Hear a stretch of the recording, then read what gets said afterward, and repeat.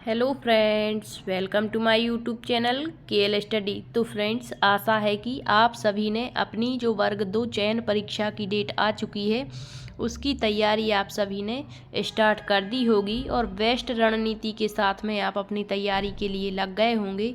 और जिसने भी अभी तक तैयारी नहीं की है तो उसके लिए बता दें कि आप नोटिफिकेशन के यदि इंतज़ार में हैं तो आप बिल्कुल ही गलत सोच रहे हैं। आपको अभी से और अपनी जो तैयारी है बहुत ही अच्छे तरीके से स्टार्ट कर देनी चाहिए।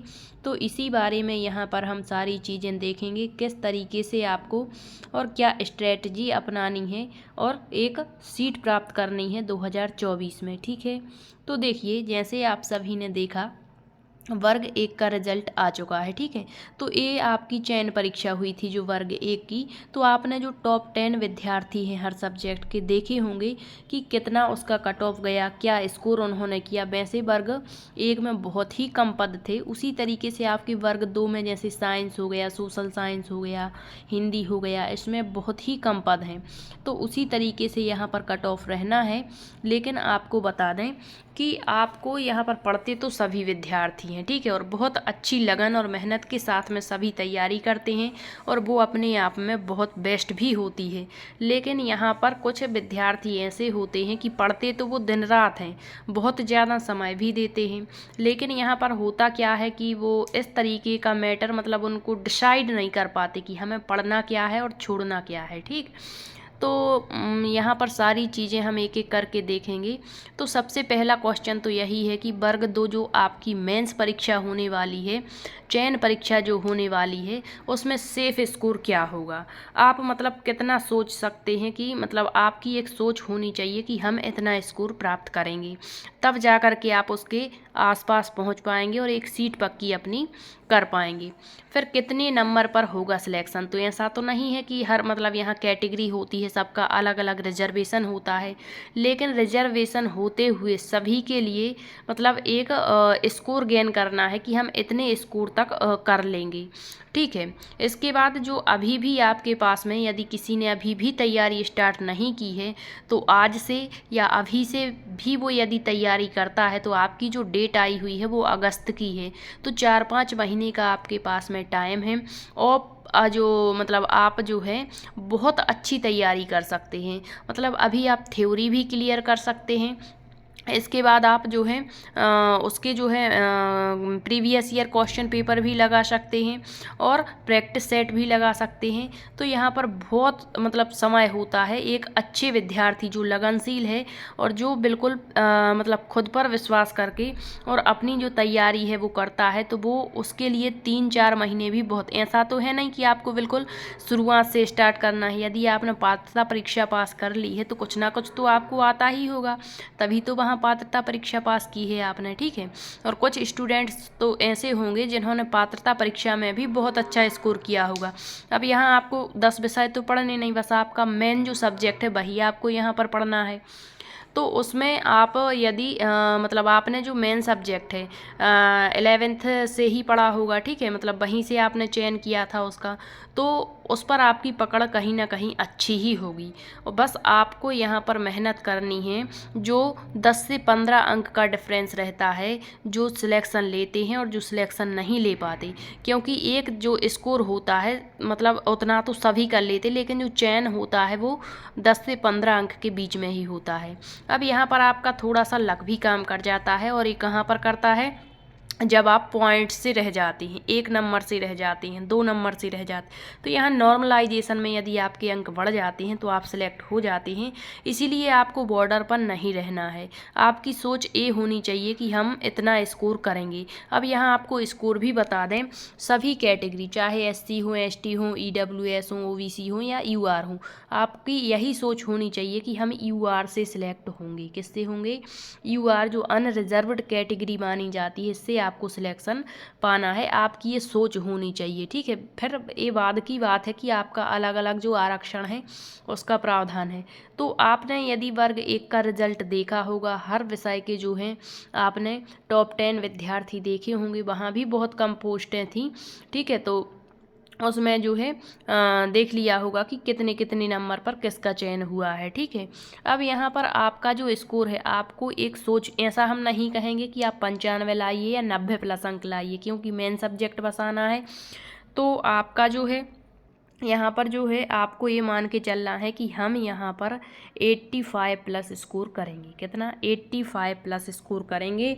और जब आप ऐसा सोच करके, लक्ष्य मान करके कि हमें 80 प्लस लाना है तो लाना है, ठीक है, कैसे भी करके, कैसी भी तैयारी आपको करनी पड़े आप करेंगे और जो है 85 प्लस अंक लाएंगे, तब जा कर के आप 80 के आसपास पहुंच पाएंगे, 75 के आसपास पहुंच जाएंगे। ठीक है, तो आपको ये नहीं सोचना कि हम 75 स्कोर करेंगे, क्योंकि जब आप ऊंची सोच रखेंगे तो आप अच्छी पढ़ाई भी करेंगे और उस स्कोर को प्राप्त करने के लिए बहुत मेहनत करेंगे। ठीक है, तो 85 का आपको सोच करके चलना है, और जब आप 85 का सोच करके चलेंगे तो आप 75 से 80 तक का स्कोर जरूर कर पाएंगे, और इतने अंक में आपका सिलेक्शन 100% होगा, कोई नहीं रोक सकता। लेकिन आपको बेस्ट रणनीति अपनानी है। कुछ विद्यार्थी रातों रात दिनों दिन पढ़ते हैं, लेकिन यहाँ पर क्या होता है कि जो उनके पढ़ने का तरीका है वो थोड़ा सा डिफरेंट रहता है। ठीक है, वो समझ नहीं पाते कि हमें किस तरीके से किस मैटर को कवर करना है, और लगे रहते हैं। तो ये भी आपको थोड़ा सा देखना है कि आपको मतलब आपका सिलेबस क्या रहेगा। सिलेबस तो अभी आपको पात्रता परीक्षा का सिलेबस ही यहाँ कवर करना है, क्योंकि मेन सब्जेक्ट है। और उसमें आप ये भी देख सकते हैं, आपको जब आप एग्ज़ाम्स देते हैं तो आपको एक मतलब आइडिया लग जाता है कि किस टॉपिक से कहाँ से कैसे क्वेश्चन पूछे जाते। जैसे आपने पात्रता परीक्षा ही दी थी तो आपने देखा होगा कि कहाँ से किस टॉपिक से किस तरह से क्वेश्चन बने हुए हैं। तो यहाँ पर आप अभी से तैयारी स्टार्ट करिए। और आपको बता दें, सबसे पहले यदि आपने अभी तैयारी स्टार्ट नहीं की है तो एक आपका जो है दिनचर्या जिसे कहते हैं बनाइए, कि हमें कब और क्या और कैसे पढ़ना है, पहला काम। दूसरा काम ये आपको सिलेबस देखना है। सिलेबस आपको अपने जहाँ पर आप मतलब स्टडी करते हैं वहाँ पर चिपका लेना है दीवार से। ठीक है, और वहाँ पर मतलब सिलेबस जो है उसमें जैसे आपने सबसे पहले बुक्स होंगी आपके पास, एनसीईआरटी की बुक्स होंगी, या फिर आपने किसी भी क्लास को परचेस किया होगा, या नहीं भी किया है तो आप किसी यूट्यूब चैनल से जुड़े होंगे। ठीक है, वहाँ पर यदि तैयारी करवाते हैं तो वहाँ पर भी जुड़िए, और आप अपना समय सबसे अधिक दीजिए। ठीक है, क्योंकि जो कोचिंग्स होती हैं वो आपको गाइड करती हैं। ठीक है, और मतलब मैटर भी अच्छा देते हैं, तो वहाँ से आप पढ़ सकते हैं। इसके बाद सबसे पहले तो आप एनसीईआरटी की थ्योरी कवर करिए, क्योंकि यदि आप डायरेक्ट सोच रहे हैं कि हम प्रैक्टिस सेट लगाएंगे या प्रीवियस ईयर क्वेश्चन पेपर लगाने से सिलेक्शन हो जाएगा, तो ये गलत होता है। क्योंकि जब तक आपकी थ्योरी क्लियर नहीं होती तब तक आप किसी भी प्रैक्टिस सेट या फिर जो प्रीवियस क्वेश्चन पेपर हैं, ऐसा होता है कि 10% या 50% तो आप लगा लेंगे, लेकिन जो सिलेक्शन के लिए क्वेश्चंस आते हैं वहीं पर आप फंस जाते हैं। एक अच्छे से अच्छा जो विद्यार्थी है, जो बहुत ही मतलब जिसे हम कहेंगे बहुत ही इंटेलिजेंट है, जो टॉप 10 के अंदर आएगा, वो भी यहाँ पर कुछ ऐसे 10% क्वेश्चन आते हैं कि उनमें फंस जाता है। तो उसको मतलब क्या है 10% क्वेश्चन, और कुछ क्वेश्चन तो ऐसे आते हैं कि जो गलत भी हो जाते हैं, जिन्हें हम चैलेंज करते हैं। ठीक है, तो इस तरीके से आपको तो 85 स्कोर का मतलब लक्ष्य होना चाहिए, और अच्छी तैयारी आप यहाँ पर करेंगे तो ज़रूर इतने अंक लेकर के आएंगे। अब यहाँ पर बात आती कितने घंटे और कैसे पढ़ें, तो घंटे का तो कोई रोल ही नहीं, हमें घंटे देखकर तो पढ़ना ही नहीं है।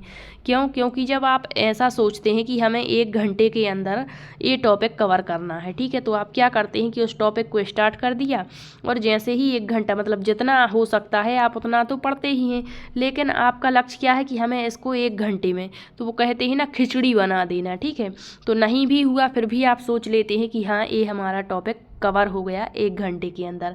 ये आपको नहीं सोचना, आप तो एक टॉपिक उठाइए और जितना समय लगता है उतना दीजिए, क्योंकि अभी आपके पास में 4 से 5 महीने का समय है, और आप ऐसा तो है नहीं कि आपको कुछ आता नहीं है। जब आप किसी भी टॉपिक पर मेहनत करते हैं तो वो ज़रूर आपसे बनेगा। ठीक है, तो घंटे का तो रोल यहाँ पर आपको रखना ही नहीं है। फिर कहाँ से और कैसे तैयारी करें, तो कहाँ से कैसे का मतलब है कि आप सबसे पहले तो सिलेबस को देखेंगे, एनसीईआरटी की बुक्स की थ्योरी कवर करेंगे, अन्य जो ऑथेंटिक बुक्स होती हैं उनकी थ्योरी कवर करिए। थ्योरी के बाद आप प्रैक्टिस सेट लगाइए, क्विज लगाइए। ठीक है, इसके बाद प्रीवियस ईयर क्वेश्चन पेपर जो होते हैं वहाँ से आपको क्वेश्चंस का आइडिया लग जाता है कि किस तरीके से क्वेश्चंस पूछे जाएंगे। तो ये आप पर डिपेंड है कि आप क्या और कैसे गेन करेंगे। अब इतने कम पदों पर कैसे होगा सिलेक्शन। जैसे कुछ सब्जेक्ट्स हैं, जैसे आपका साइंस, सोशल साइंस हो गया, हिंदी, तो इसमें बहुत ही कम पद हैं। तो इन जो अभ्यर्थी हैं इस वर्ग के, उनको तो 90 का लक्ष्य रखना चाहिए, क्योंकि बहुत कम पोस्ट हैं। ठीक है, जैसे साइंस है तो इसमें 65 पोस्ट दिख रही हैं। अभी एक कैटेगरी के लिए नहीं है, सब में बट जाएंगी। ठीक है, इसी में अतिथि शिक्षक निकल जाते हैं, इसी में आपके जो एक्स सर्विसमैन हैं उनके लिए तो बहुत कम पद बचने वाले हैं। तो आपको इतने स्कोर जो हम आपको बता रहे हैं, इतना लक्ष्य आपका होगा तो आप 85 प्लस स्कोर करेंगे और आपका यहाँ पर सिलेक्शन होगा। ठीक है, अब सबसे बेस्ट रणनीति क्या रहेगी, तो आपको बता चुके हैं कि किस तरीके से आप किस मैटर को कवर करेंगे।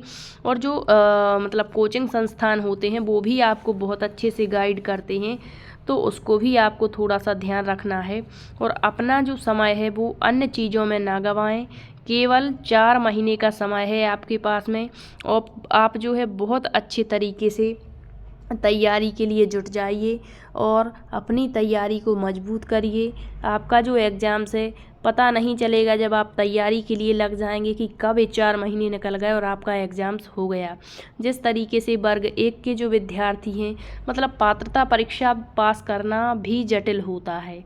ठीक है, आप देखेंगे मतलब वर्ग 2 में वर्ग 1 से कहीं ज़्यादा कंपटीशन है, क्योंकि वर्ग 1 में जो है आपके जो डीएड वाले अभ्यर्थी हैं वो वहाँ पर फॉर्म अप्लाई ही नहीं कर पाते। लेकिन वर्ग 2 ऐसा है जिसमें आपके डीएड बीएड दोनों मतलब जो कैटेगरी के अभ्यर्थी रहेंगे दोनों ही अप्लाई करते हैं, और यहाँ पर बहुत ज़्यादा कंपटीशन है वर्ग 1 की अपेक्षा में। तो आपको तैयारी भी यहाँ पर बहुत ज़ोरों से करनी होगी, तब जा कर के आप कहीं अच्छा स्कोर कर पाएंगे। ठीक है, तो जैसे हमारी जो है हमने साइंस की क्लासेस स्टार्ट की थी, तो आप कमेंट्स के माध्यम से बताइएगा कि जो हमारी बायोलॉजी की क्लासेस चल रही थी उन्हीं को कंटिन्यू रखा जाए, या फिर आपका जो है केमिस्ट्री या फिजिक्स में से किसी एक आपके सब्जेक्ट को स्टार्ट कर दें। क्योंकि आपका जो सिलेबस है, सिलेबस के टॉपिक तो यही रहने वाले हैं। तो आप यहाँ पर कमेंट्स के ज़रिए ज़रूर बताइए। अभी हमारा जो है मानव शरीर के तंत्र हमने स्टार्ट किए हुए थे, लेकिन अभी जो 10th 12th के एग्ज़ाम्स चल रहे हैं वहाँ पर ड्यूटी लगी हुई थी, और मतलब अन्य जो हैं काम भी होते हैं, तो इस कारण से आपको रेगुलर क्लासेस नहीं दे पा रहे थे। लेकिन अब हम पूरा प्रयास करेंगे कि डेली आपको एक क्लास ज़रूर दें। और फिर जब हमारी ये नई क्लासेस स्टार्ट हो जाएंगी तो जो पुराना मैटर हमने कवर किया है उनके प्रैक्टिस सेट भी स्टार्ट कर देंगे। ठीक है, तो आप ज़रूर बताइए। यदि क्लास पसंद आती है तो शेयर भी ज़रूर कीजिएगा। मिलते हैं अगले सेशन में, तब तक के लिए बहुत बहुत धन्यवाद।